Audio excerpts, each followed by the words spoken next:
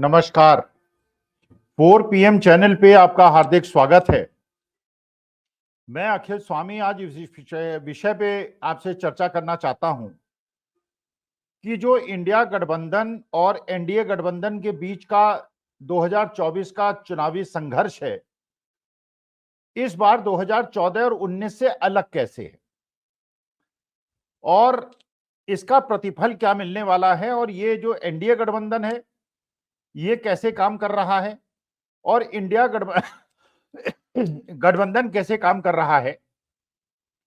और इंडिया गठबंधन इस बार 2014-2019 से अलग रणनीति के तहत कैसे चल रहा है। देखिए, वास्तविकता यह है, देश के अंदर जो बीजेपी की रणनीति है वो है हिंदुत्ववादी रणनीति। हिंदुत्ववादी रणनीति की वजह से जो ऐसे लोग हैं, जो समाज का ऐसा अंश है जो कि हिंदुत्व में बिलीव करता है, वो बीजेपी के साथ है। जो कट्टर हिंदुत्व की बात करता है, जो हिंदुत्व की सर्वश्रेष्ठता की बात करता है, श्रेष्ठता की बात करता है, जो ये मानता है कि हिंदुओं के साथ पुराने समय में बहुत अत्याचार हुआ, मुगलों के समय में अत्याचार हुआ, जो ये समझता है कि क्रिश्चियंस ने हिंदुस्तान के अंदर बहुत ज्यादा कन्वर्जन कराया, वो चाहता है कि उसका प्रतिकार किया जाए, और उसका प्रतिकार राजनीतिक रूप से एक ऐसी शक्ति द्वारा ही हो सकता है जो हिंदुत्व को बहुत आगे बढ़ाती है। एक तरफ ऐसे लोग हैं, और जो बीजेपी जिसको रिप्रेजेंट करती है, और इसमें कोई शर्म भी महसूस नहीं करती कि वो कहती है कि वो हिंदुत्ववादी शक्तियों के साथ खड़ी है। वो चाहे मंदिर मस्जिद का मसला हो, चाहे वो मंदिर, पुराने मंदिरों को अगर किसी धर्म द्वारा तोड़ा गया या उसके पहले किसी और धर्म के द्वारा तोड़ा गया, तो उसको इस प्रकार से प्रकट या प्रस्तुतिकरण उसका करती है क्योंकि एक धर्म ने हमारे धर्म का, हिंदुत्व का पुराने समय में हमारा अपमान किया या हमारे हिंदुत्ववादी शक्तियों का दोहन किया, इसलिए समय आ गया है कि उसका प्रतिकार किया जाए और उन सब जगह जहां पे हमारे प्रतीक चिन्हों को तोड़ा गया उनको दोबारा पुनर्स्थापित किया जाए। ये एक ऐसी समाज है, एक ऐसा वर्ग है जो इसमें बिलीव करता है। दूसरा वर्ग ऐसा है जो ये बिलीव करता है कि नहीं, देश में क्योंकि 142 करोड़ हैं, जिसमें करीब 80% हिंदू हैं, 13-14% मुसलमान हैं, सिख हैं, क्रिश्चियन हैं, जैन हैं, बौद्ध हैं, और बहुत सारे छोटे छोटे धर्मों के समूह हैं जिनका एक दूसरे के धर्म और उनके संस्कृति और संस्कार के अलग एक अलग विचारधारा है। जैसे भारतवर्ष में ऐसे लोग हैं जो पेरियार को मानते हैं, कुछ अंबेडकर को मानते हैं, कुछ बौद्ध धर्म को मानते हैं, और हिंदू धर्म के अंदर भी ऐसी ऐसी विधाएं हैं जो एक दूसरे के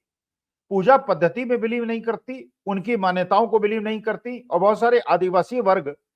के अपनी मान्यताएं हैं और अपनी पूजा पद्धति है और अपनी सभ्यता और संस्कृति है। दूसरा वर्ग ये चाहता है कि इन सब मिलजुल कर आपस में प्रेम भाव सद्भाव से रहें, पुरानी बातों को भूला जाए,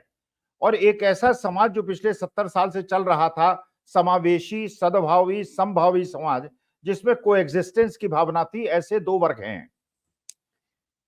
ये तो बात हुई सामाजिक संरचना की। अब आते हैं राजनीतिक परिवेश में।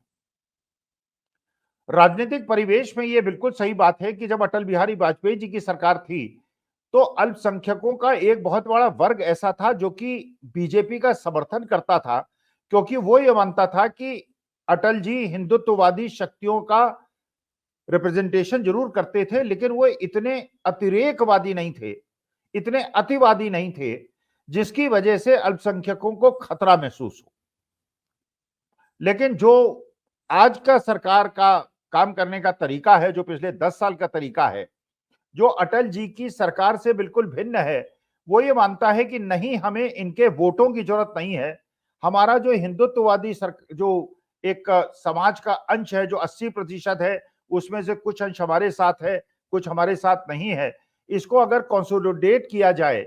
तो केवल हिंदुत्ववादी शक्तियों के माध्यम से चुनाव को जीता जा सकता है और हमें अल्पसंख्यक वोटों की आवश्यकता नहीं है। ये एक दूसरा वर्ग है, चाहे इसको स्वीकार किया जाए या न किया जाए। अब सवाल उठता है कि अगर 20% ऐसा समाज है जो कि हिंदुत्ववादी समाज नहीं है बल्कि दूसरे धर्मों का समाज है, और हिंदू समाज के अंदर भी आर्य समाज, सनातन धर्म, अम्बेडकराइट्स, पेरियार्स को मानने वाले, मां दुर्गा को पूजा करने वाले, कृष्ण की पूजा करने वाले, राम की पूजा करने वाले, अग्नि को भगवान मानने वाले, इस प्रकार के अलग अलग समाज हैं। तो राजनीतिक बुद्धिमत्ता इस बात में है कि इतने ज्यादा हिंदुत्ववादी लोग हैं किसमें कम से कम इन हिंदू वर्ग में 80% में कम से कम 57% लोग आपको वोट करें, ताकि ये 57% 80% के बाकी 20% और 43% को जोड़कर उनसे ज्यादा हो सके। ये सीधा सीधा एक अंकगणित समझा जा सकता है। अब सवाल यह है, इसे कहेंगे कॉम्प्लीमेंट्री और सप्लीमेंट्री एडिशन। जो बाकी दलों की मजबूरी थी या उनके सिद्धांत थे या जो उनकी परंपराएं थी, चाहे वो इंडियन नेशनल कांग्रेस हो, चाहे समाजवादी पार्टी हो जो डॉक्टर लोहिया को मानती है, या आरजेडी हो जो डॉक्टर लोहिया को मानती है, या स्टालिन की पार्टी हो तमिलनाडु के अंदर जो पेरियार को मानती है, या महाराष्ट्र के अंदर उद्धव ठाकरे की शिवसेना जो हिंदुत्ववादी है लेकिन बीजेपी के साथ नहीं है, बीजेपी के विरोध में है। ये लोग जब एक साथ आते हैं तो प्रश्न उठता है कि क्या ये लोग सप्लीमेंट्री कॉम्प्लीमेंट्री हैं या एक दूसरे के लिए कॉन्ट्रडिक्शन पैदा कर रहे हैं, और क्या ये 43% हिंदुओं के वोट लेने में समर्थ है? क्योंकि पिछली बार 2014-19 के पहले या 2014 में भी जब एक आंदोलन खड़ा किया अन्ना हजारे ने और रामदेव ने, उसमें बहुत सारे अल्पसंख्यक भी ऐसे थे जिनको भविष्य की संभावनाएं दिख रही थीं और उनको ऐसा लग रहा था कि सबका साथ सबका विकास होगा, धार्मिक उद्वेष नहीं होगा, जबकि 2002 का उनका उदाहरण था, लेकिन वो उसको शायद भूलना चाहते थे। वो ये देखना चाहते थे कि एक सुनहले कल की हम बढ़े, अच्छे दिन आए और विदेशी धन आए और देश के अंदर समृद्धि हो, और जब सब देश समृद्ध होगा तो सबके बीच में उसका बंटवारा होगा। लेकिन उन्हें अब लगा कि ऐसा नहीं हो रहा है, तो जो 20% है वो कंसोलिडेट हो गया। 2014 में उतना ज्यादा कंसोलिडेटेड नहीं था, 2019 में पुलवामा की वजह से और ज्यादा कंसोलिडेट हुआ, लेकिन 2024 के चुनाव में वो अलग जो विपरीत हिंदुत्व की विपरीत धारा है उसके साथ कंसोलिडेट हुआ। अब सोचिए जो कॉम्बिनेशन है, ये कॉम्बिनेशन काम करेगा या नहीं करेगा, ये जमीनी स्तर पे काम करेगा कि नहीं करेगा।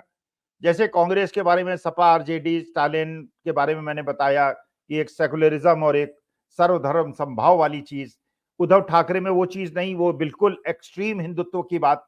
लेकिन क्योंकि वो एक्सट्रीम हिंदुत्व की बात करें, तब भी महाराष्ट्र के अंदर जो शिवसेना के कैंडिडेट्स हैं बीजेपी के खिलाफ, वहां भी अल्पसंख्यकों के पास उनको चुनना है कि वो या तो शिवसेना वाले हिंदुत्व को स्वीकार करें या बीजेपी वाले हिंदुत्व को स्वीकार करें।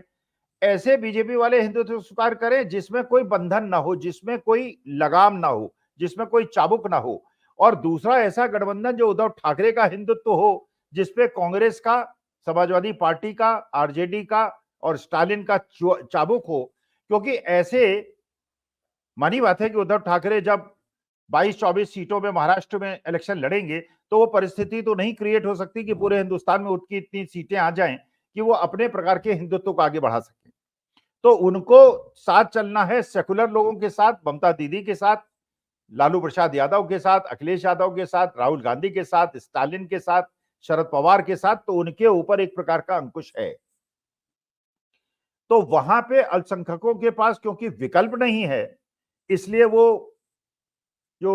महागठबंधन है या जो अघाड़ी है उसके साथ वोट देना उसकी बाध्यता है। तो वहां पे जो कंसोलिडेशन हो रहा है उसमें हिंदुत्ववादी शक्ति में विभाजन और सेकुलरिज्म के बीच का गठबंधन करीब 60% होता है, और जो उग्र हिंदुत्ववादी जो बीजेपी वाला हिंदुत्व है उसके साथ करीब 40% होता है। तो महाराष्ट्र की स्थिति ये बनती है। दिल्ली, हरियाणा, पंजाब वो क्षेत्र हैं जहां पे बीजेपी पिछली बार बहुत ज्यादा जीती, पंजाब में नहीं जीती थी लेकिन दिल्ली में 7 की 7 सीटें, हरियाणा में 10 की 10 सीटें जीती थी। इस बार की परिस्थिति यह है कि जो सेकुलर वोट है जो अल्पसंख्यक वोट है, चाहे वो सिखों का वोट हो, चाहे वो हिंदुओं का वोट हो, पहले क्रिश्चियंस भी बीजेपी के वोट बहुत ज्यादा दिया करते थे, लेकिन जब से ये मणिपुर की घटना घटी है और जैसे परिदृश्य उन्होंने देखे हैं, तो इस बार भी उनके वोट जो ज्यादा बीजेपी की तरफ जाते थे, वो ज्यादा दूसरी तरफ जाने की संभावना है, चाहे 15-20 हजार वोट हो, लेकिन वोट है पर कॉन्स्टिट्यूएंसी। सिखों के वोट में भी जैसे पहले डिवीजन बहुत ज्यादा हुआ करता था, जिस प्रकार किसान आंदोलन में हुआ, जिस प्रकार से पंजाब के किसानों को हरियाणा बॉर्डर पर रोका गया, वहां भी जो बहुत ज्यादा वोट बीजेपी की तरफ जाते थे, उसकी संभावना बढ़ गई कि वो बहुत ज्यादा इंडिया गठबंधन की तरफ आए। और इसके बाद जो अरविंद केजरीवाल के आम आदमी पार्टी का इसमें प्रवेश हुआ, आम आदमी पार्टी के अरविंद केजरीवाल ने रणनीति थोड़ी बाकी जो अपोजिशन के इंडिया गठबंधन की पार्टी से उनसे अलग रखा। उन्होंने बहुत ज्यादा हिंदुत्व का विरोध नहीं किया, उन्होंने बहुत ज्यादा सेकुलरिज्म की बात नहीं की, उन्होंने हनुमान चालीसा पढ़ी, उन्होंने मंदिर में जाके प्रार्थना और पूजा करने की बात की। तो जो ये 80% हिंदुत्व को मानने वाला लोग है, जो कि वास्तविकता यह है हिंदू और हिंदुत्व के बीच में भेद करना देश के 90% लोगों के साथ संभव नहीं है। वो समझ नहीं पाते कि हिंदू है तो हिंदुत्व क्यों नहीं होगा। तो ये परिभाषा बहुत प्रबुद्ध लोग समझ सकते हैं, सामान्य जन के समझने की बात ये नहीं। तो उन्होंने ऐसा कोई भेद करने की कोशिश नहीं की। उन्होंने एक अलग प्रकार का हिंदू, जैसे यहां श्री राम की बात हुई तो उन्होंने बजरंगबली की बात की। इन्होंने अगर राम क्या नाम लेने का नारे लगाए तो उन्होंने हनुमान जी के नाम लेने की बात की। तो जो हिंदुत्व के ऊपर लगता है हिंदुओं के, उनके ऊपर सेकुलरिज्म जो अटैक करता है, वो अरविंद केजरीवाल ने नहीं किया। तो जो ये संभावना बनी कि जो 43% वोट हिंदुओं के होने इंडिया गठबंधन के साथ आवश्यक हैं, वो बहुत ज्यादा सफलता प्राप्त हुई। गठबंधन होने की वजह से फायदा यह हुआ कि बिहार के अंदर जो तेजस्वी यादव का अपना सपोर्ट बेस है, जो कि पिछड़ों में भी है, अति पिछड़ों में भी है, दलितों में भी है, अति दलितों में भी है, अगर वो फोर्सेस अल्पसंख्यकों के साथ जुड़ती हैं तो वो भी वोट बहुत ज्यादा हो जाता है, जो कि जातीय जनगणना में बात की नीतीश कुमार के साथ जब तेजस्वी यादव थे उन्होंने। अखिलेश यादव ने जब पीडीए की बात की तो उन्होंने भी यह बात की कि हिंदुओं के बीच में जो बैकवर्ड्स हैं, जो पिछड़ा दलित और आधी आबादी की बात की, तो और वो जानते हैं कि जो अल्पसंख्यक हैं आज के तारीख में सर्वाइवल के लिए उनके लिए आवश्यक है कि जून 2024 के बाद ऐसी सरकार हो जो उनके धर्म के ऊपर जिस प्रकार का आघात उन्हें लगता है हो रहा है वो ना हो।